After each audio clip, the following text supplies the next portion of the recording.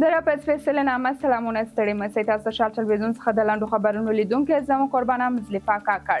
اروپایي ټولنه وایي چې 2023 کال راهیسې تر اوسه له افغانستان سره د بشري مرستو په برخه کې 100 میلیونه یورو مرسته کړې چې شاوخوا 111 میلیونه ډالر کیږي. د اروپایي کمیسیون ویاند ایریک مامر د سهشنبه په ورځ په بروکسل کې خبريالانو ته وویل چې دوی مرستې د دولتي بنسټونو له لارې نه بلکې د خپل شریکو بنسټونو له لارې ترسره کیږي. د امریکا متحده ایالاتونو او نورو هیوادونو هم له افغانستان سره بشري مرستې کړي، خو د ملګرو ملتونو شمېر لا هم په افغانستان کې د بېوزلۍ کچه خطرناکه ښایي او ډېر خلک له بیکاري او خراب اقتصادي وضعیت سره مخ دي. د ویسټ انډیز کرکټ کورنۍ سیالیا کریبین پرایمر لیګ کې د لوبېدلو په موخه یو شمېر افغان لوبغاړي یاد هیواد ته رسېدلي دي. د ویسټ انډیز کرکټ بورډ له لوري په خپاره شوې خبرپاڼه کې راغلي دي چې د 2024 میلادي کال د یاد هیواد سترې سیالي CPL د روان اګست میاشتې په 10 نیټه پیلېږي. د معلوماتو له مخې سږ کال CPL سیالیو کې 6 افغان لوبغاړي لوبېږي چې په یادو لوبغاړو کې نوین الحق، رحمان الله ګربز، عظمت الله عمرزی، نور احمد لنګوال، فضل حق فاروقي او وقار سلام خیل شامل دي. د یادونې وړ ده چې یو شمېر افغان لوبغاړي به په یادو لوبو کې د ګډون په موخه یاد هیواد ته رسېدلي دي او پاتې لوبغاړي به هم ډېر ژر خپلو لوبډلو سره یو ځای شي. د جرمني پولیس وايي دغه هیواد په لویدیځ کې په یو ښار کې یو سړی چې د سړې وسلې په وسیله یې لارویانو ته ګواښونه کول په ډزو ووژه. د آلمان د پولیسو چارواکو اعلان وکړ چې دغه آلماني سړی د پولیسو افسرانو ته په چاقو ګواښ کاوه چې د پولیسو له غبرګون سره مخ شو. دا پیښه د جرمني په لویدیځ دیوسبورګ او دوسلدورف ترمنځ په کوچني ښارونو کې شوې ده. د آلمان د پولیسو بیان له مخې کله چې افسرانو دغه 26 کلن سړی محاصره کړ، هغه په 2 چاقوګانو په پولیس باندې برید وکړ او د پولیسو افسرانو لخوا په مخامخه توګه وویشتل شو. په دې پیښه کې نور کسان ټپي شوي نه دي.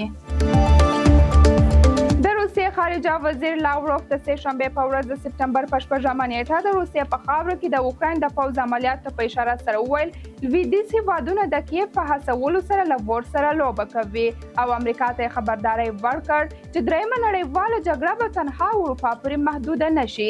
دغه ډیپلوماټ چې له شلو کلونو راهیسې د روسیې د بهرنۍ تګلارې مشري پر غاړه لري ویلي چې لویدیځ غواړي په اوکراین کې د جګړې لا پسې پراخه کړي او اوکراین ته د بهرنۍ پوځي وسلوالو د کارولو لپاره د شنه څراغ په ورکولو سره د ستونزو په لټه کې دي.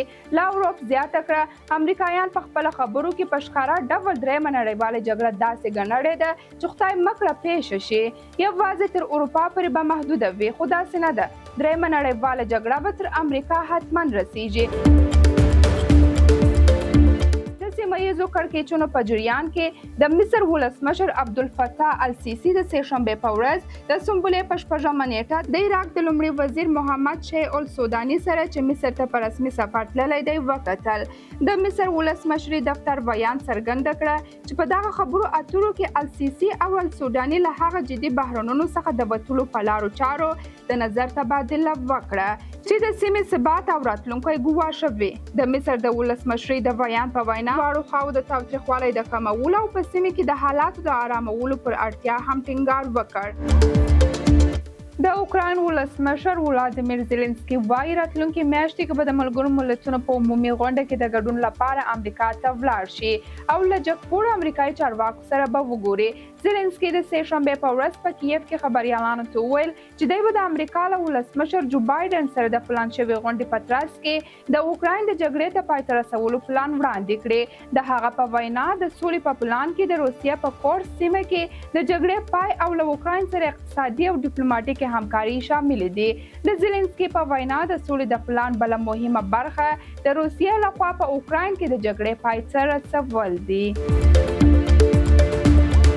سعودي عربستان په دغه هیواد کې د ښاري پراختیا د پلانونو په دوام کې د 25 میلیارډ ډالرو په ارزښت یوه ستره پروژه پر مخ وړي چې په یوه پړاو کې به د نړۍ د سترو میټرو پروژې په نوم یادیږي. د نیوز ویک په وینا په ریاض کې د پاچا عبدالعزیز د عام ترانسپورټ پروژه به د 6 فرعي لارو جوړولو او د 4 سټیشنونو جوړولو شامل وي. په لومړنۍ عملیاتي مرحله کې دا ریل سیستم هر ورځ د 1.7 میلیونه مسافرینو لیږدول توان لري او په پای کې به د 3.6 میلیونه مسافرینو ظرفیت ته ورسیږي. په دې پروژه کې به د 180 کیلومتر په اوږدوالی د 190 اورګاډو سره د میټرو ریل لاین سربیره په 8 بېلابېلو لارو کې د 2860 بس سټیشنونو جوړول هم پلان شوي او د دې لپاره 822 بسونه پلان شوي دي. د ریاض نوې ترانسپورتي شبکه به د پاچا خالد نړیوال هوایي ډګر، د پاچا عبدالله مالی ولسوالي، د ښار مرکز او همدارنګ په یو شمېر مهم پوهنتونونو او عام مرکزونو سره وصل کړي. د دې لوی پروژې پلان جوړونکی وایي چې د میټرو ټول سټیشنونه به د هوا او انټرنیټ اسانتیاوې ولري او د ځینو ټاکل شوي سټیشنونو لپاره پلورنځي او د موټر پارکینګ پلان شوی. د دوی په وینا په دې لاینونو کې میټرو موټرونه به په بشپړ ډول اتومات وي او د نړۍ له وروستي ټکنالوژي څخه به ګټه پورته کړي. د سعودي عربستان ولی عهد شاهزاده محمد بن سلمان پرون د سهشنبې په ورځ د سلواغې شپږمه د فلسطیني ادارې له مشر محمود عباس سره په ریاض کې وکتله. د العربیه خبري اژانس راپور له مخې بن سلمان او عباس په دغه کتنې کې د غزې په ترانګ او د هغې په څنډو کې د پوځي تاوتریخوالي د زیاتېدو په هکله خبرې اترې او د نظر تبادله وکړه. د سعودي عربستان ولی عهد د فلسطین د خلکو او د هغوی له هیلو څخه د ریاض په دوامداره ملاتړ باندې په ټینګار سره د خپل هیواد ژمنتیا ته اشاره وکړه چې د فلسطینیانو د مشروع حقوقو څخه به دفاع کوي. هغه فلسطینیانو ته د باعزته ژوند او عادلانه او تلپاتې سولې ترلاسه کولو د سعودي عربستان اهداف یاد کړه. د امریکا د ملي امنیت سلاکار جیک سلیوان په بیجینګ کې د چین د بهرنیو چارو له وزیر سره په کتنه کې وویل امریکا او چین رغنده او مثبتو خبرو اترو ته اړتیا لري.